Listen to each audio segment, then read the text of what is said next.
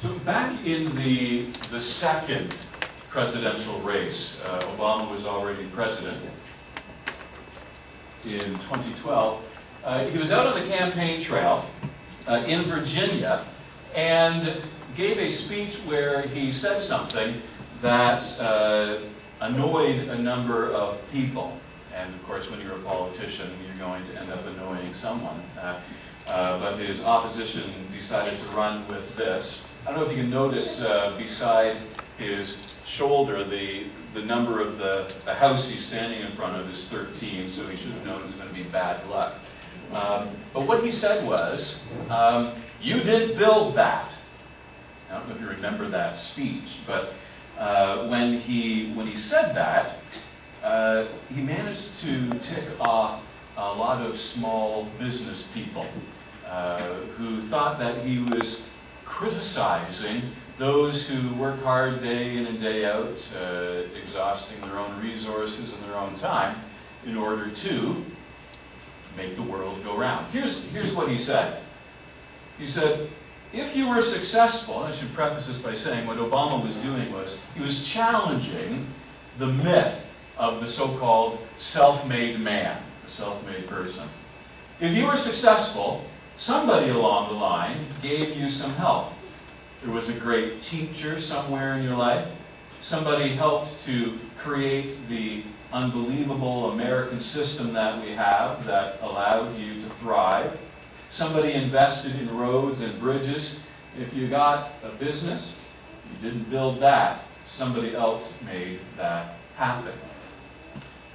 Now, what Obama was pointing to is no matter what we have accomplished in life, it's a mistake to think individually that we've accomplished it on our own. That we build our lives on a scaffolding of blessings that have been placed there by others. That we find our success, if we do find success, because of those who have gone on before us. We were reminded this morning of members of this congregation who have died, and their work that helped to build that scaffolding that we stand on today. And so, in many ways, we didn't build that thing that we want to take credit for. Well, Jesus, in telling a parable to a crowd that included a sort of a young, entitled rich boy who wanted his inheritance to be shared, he decides he's going to teach a lesson about what is greed and how we understand it in terms of God's blessings for us. He says, there was this farmer who did really well. And that farmer did so well that the land it blossomed, it thrived. But he made a mistake. He thought, you know what? I've done really well for myself. I'm going to kick back. I'm going to store all of this for a rainy day for myself. And life is sweet. I will say to my soul, soul, you have ample goods laid up for many years. Relax, eat, drink, and be merry. Now, what the farmer is saying, and this is what Jesus is up to in this parable, he's letting the crowd hear something that'll ring a bell with them. These words are meant to echo what they would understand from the Hebrew Bible, from the book of Ecclesiastes in chapter 3, where the writer, this older writer full of wisdom, says, what do I get for all of my toil in this world? There's no thanks under the sun. But this is what I know.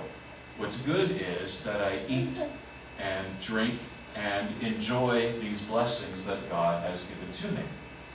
In the parable, as Jesus tells it, he takes those words, which are meant to at least fall back on God's goodness, and makes them something about our own accomplishment. And Jesus adds into that, here's what God said, you fool.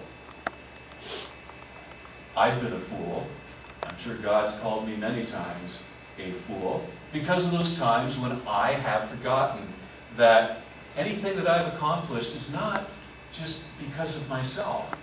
I've been fortunate, privileged in many ways. My life has been built upon scaffolding that others have assembled. And the moment that I forget that, the moment that we forget those blessings, well, we might as well just be trying to yank the checkerboard squares from underneath the game of life that we're trying to play.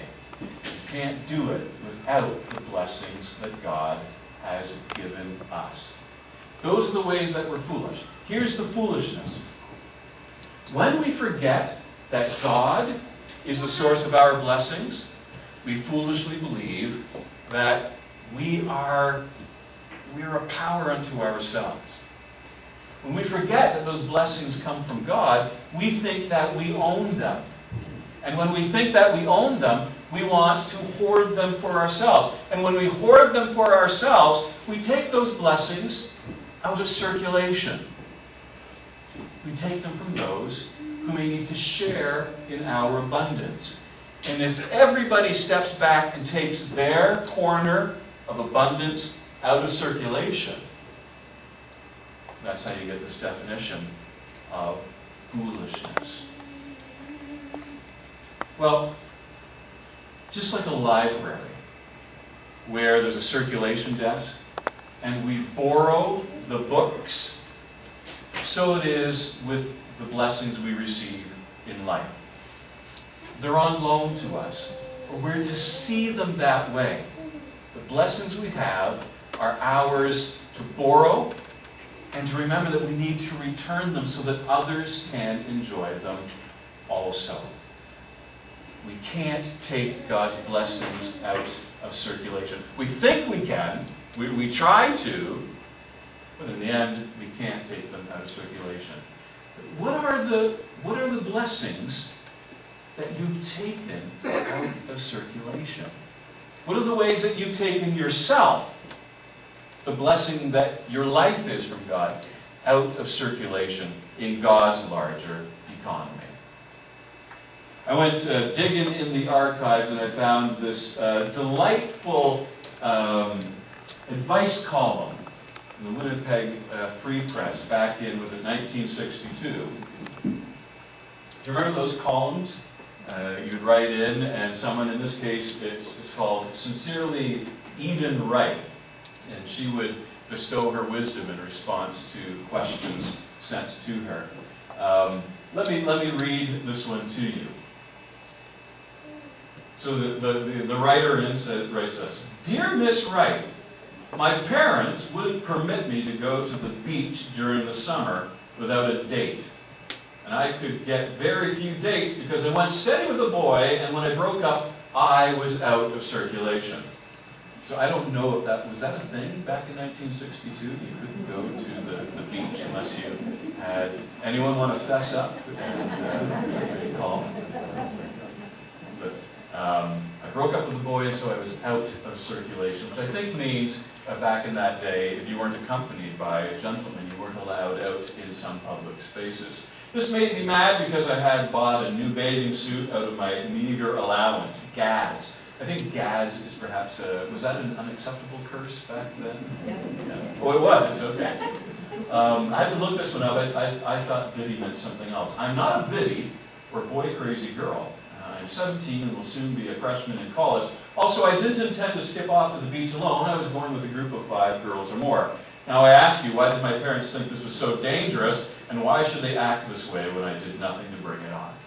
So, sort of a delightful look at a historical letter about what it means to be in circulation and taken out of circulation.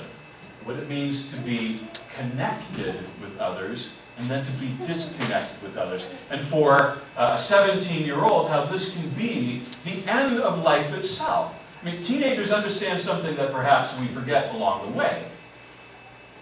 We need to be connected in with others so that we can share in the blessings that we have, because our meager allowance doesn't allow us to participate fully. I decided to sign white as a sheet and just as blue. Just for the fun of it, I included the response so you can have a blast from the past. Eden writes, "Dear White," and you can hear the tone in it. "Dear White, now look, I don't know any girl who has good sense that goes to the beach to get back into circulation.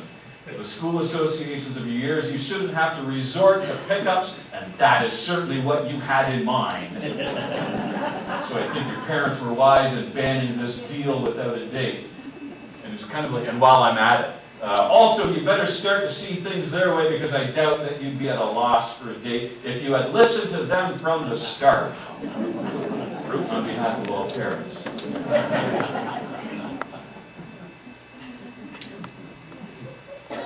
Yeah, think back to when you were 17 years old. Think back to when being disconnected, taken out of circulation, could be so devastating. That's the gravity with which Jesus is approaching this reminder of how we are to be followers of Jesus Christ. Not simply to be mindful that we not take our blessings out of circulation, but to feel as though to know we're cut off if we take ourselves out of connecting with those that God loves, those that God privileges, those who live on the margins. Which brings me to this question: what happens if we as a congregation take ourselves out of circulation in this community? What happens to us as followers of Jesus Christ in this location if we forget that the blessings that we have here are just blessings that we hope will stay around long enough for my funeral? Do you hear me? Just what's the mission of the church? Just to stay around long enough to do my funeral. What happens when we take our congregation out of circulation in this community and stop being witness to God's abundance that we don't control? The portion of God's blessings that are on loan for us, they're not ours to keep. Now, if you take a look at all these bills, you'll recognize that they've been out of circulation for a long time. But actually, they haven't been. The Bank of Canada has now declared that finally, the $1 paper bill, do you remember the $1 paper bill? Some of you probably have one, I don't know, creased in your family Bible somewhere. The $2, my favorite was the $2, because that's what you would get for Christmas in the envelope back in the olden days. There is the, if I remember correctly, there's the $500 bill. Any of you ever had your fingers on the $500 Canadian banknote? Oh, is it old? Yeah, you're that old. Okay. Anyone ever had their fingers on the $1,000 banknote? Really? Like working in a bank, or? No, we gave it as a Christmas gift one year to children. Wow. What do I need to do to get it done? It was their first year of university, so each of them got one. Well, that really complicates what I'm going to say next. No, because here's the thing. Apparently, right now, there's lots of $1,000 bills in circulation, but they're used by drug lords. Oh yeah. Because there's just less paper to be passing around. So these banknotes, they're still legal tender, but sometime in 2021, they're going to be no longer accepted as legal tender for purchases. So that means you better tell the children they need to spend that $1,000 bill soon. I'm sure they did. Because they can't go down to the local store on Front Street and hand it in and get some change. Here's my point. Even though these notes will be taken out of circulation, Bank of Canada, of course, will still recognize their face value long after they've been taken out of circulation. If you have one you're not stuck with them. You can still take it to a bank and you'll be given its value. So it is with God's blessings. Like with the farmer in the parable, despite any attempts to have God's abundance taken out of circulation, it's still in God's hands, and God can still redeem its value.